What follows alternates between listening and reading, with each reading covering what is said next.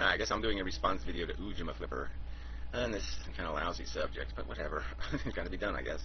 Hey, Gary, you still watch the video? I thought you were going to play my video and respond to it like you normally do there. I was a little bit worried, actually, because you had my still on the screen there. But you didn't, so I was kind of happy about that.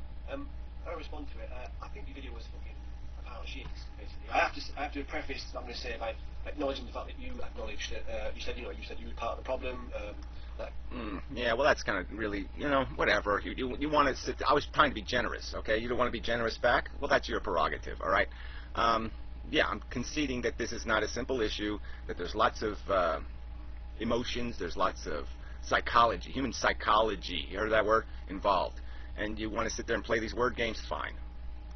Kind of thing, you recognise that your view on that is the problematic view, okay? I just want to talk about it, really. Okay, it's not a pile of shit, it's your view, so I'll take that back, kind of thing, but, okay, I just think... Well, good enough, but, well, whatever, so yeah, let's get to the argument, okay. We'll just forget the insults and get to the argument. The reason why I posted your image, by the way, I was just saying there's 5 or 6 of these videos out there, and I was giving you the opportunity to be poster child. You want to be poster child? Fine. I'll choose somebody else next time. This innate feeling of separatism kind of thing is only encouraged, or separatism in a pragmatic sense is only encouraged and extenuated by allowing this kind of mildly xenophobic attitude to kind of be fostered. Xenophobic is probably a bit strong. Yeah, you're right, exactly. Yeah, you want to turn all this into some sort of race issue or some sort of, like I said, you want to turn it into something really, really crude and simple when it isn't crude and simple. It's complicated, okay? Yeah, people find a comfort zone in their life, and when the earthquake hits, and their life is fucked. Some people just walk around like in a daze, like, fuck, everything I care about is gone. Everything that meant something to me is annihilated. There's nothing here. I can't make life out of this shit because I can't relate to it. I mean, they just can't do the rebuild out of the rubble crap. That's just some humans. And you just have to acknowledge that there's some responsibility, or at least acknowledge the existence that psychology is going to exist, whether you like it or not. I know you're not anti other cultures. You're just saying it makes things difficult, basically. No, I am anti. I'm really anti all fucking cultures. I hate fucking culture. That's my whole fucking point. I'm not anti. Nobody should be discriminating against somebody based on race. But culture sort of is the content of your character. Okay? There really is a character element to culture. Okay? I really like Asian culture. But if they threw that, woman walk 5 feet behind you bullshit in my face, yeah, I'd give them a goddamn ugly look, at least. I'd say, well, that's bullshit, you fuckers. I might articulate that in the little community bathtub. If somebody's talking politics, I might say, guys, that's really bullshit. You ought to grow the fuck up. So, yeah, there's elements of culture that can be complete fucking crap, and we have a right to say, fuck that shit. And burkas fall in that fucking category. I have no respect for that culture whatsoever, not a tiny milligram of goddamn fucking respect for it. All right, and if they want to do it in their own shithole, that's their business, I suppose. But when they drag it over here, fuck them. That's your argument. It's not a good enough argument, Gary. You know this. You said this in the video, but you talk about why we want to purposely smash cultures together. That's not what's happening here, though. Bullshit. Certainly fucking happening here. So maybe it's not happening where you live, but it's happening here. I mean, people not only get nailed by the generation gap. I mean, that's always a liability. You got the generation gap thing.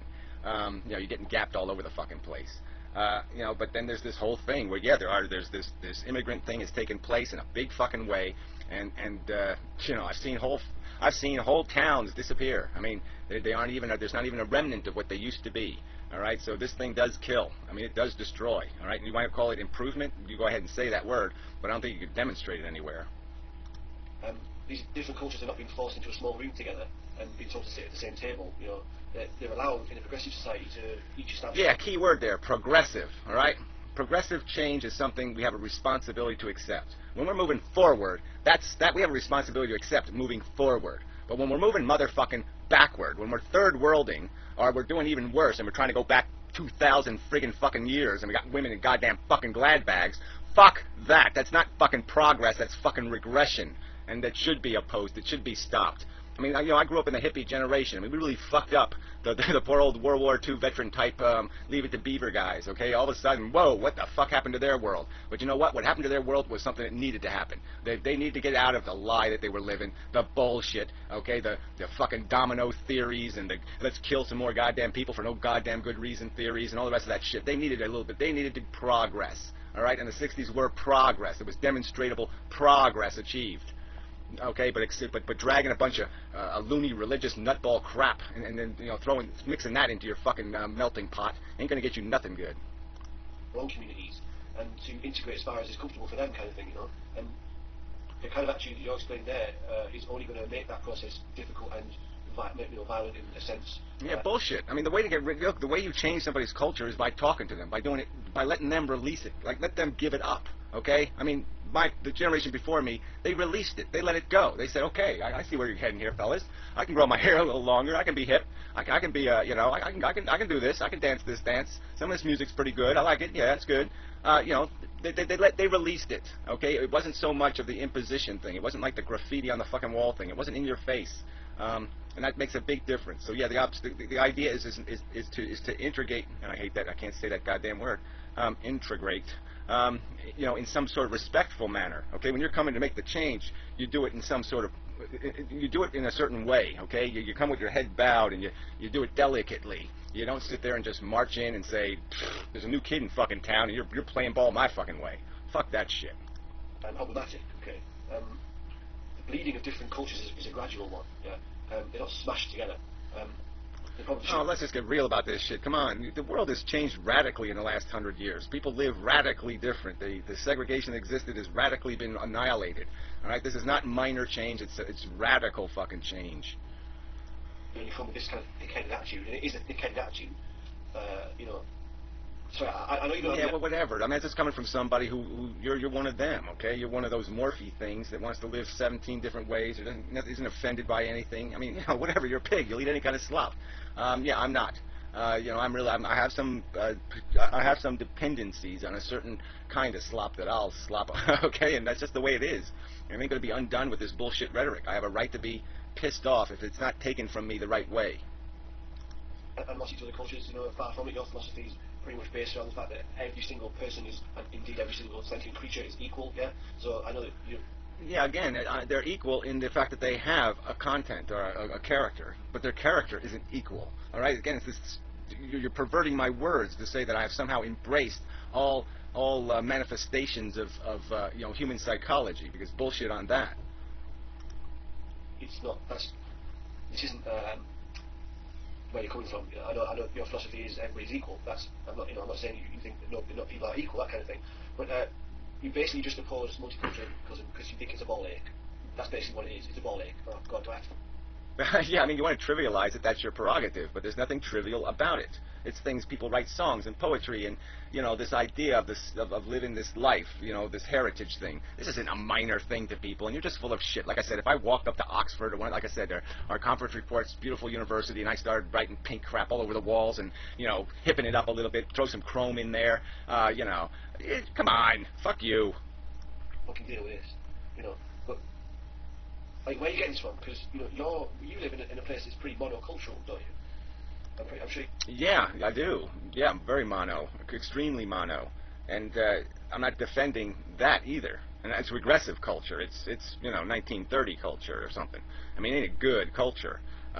It needs to be more progressive, okay? But what it doesn't need is to, you know, get sloppy and dirty and have litter on the fucking streets. It doesn't need to get messy. You do. You know, I myself live in Nottingham in England, which is very multicultural, and I can tell you that any problems of division are largely between districts and not cultures. Yeah. So you've got you know, white, black. Oh, come on, it's cultural too. But yeah, people, there has to be a difference for people to fight. Okay, if they're all reds, then they'll all be reds. All right, they end up being reds and blues because they do have something. Well, I mean, they say potato and we say tomato, and they say tomato and we say potato. I mean, you know, they find something to fight about.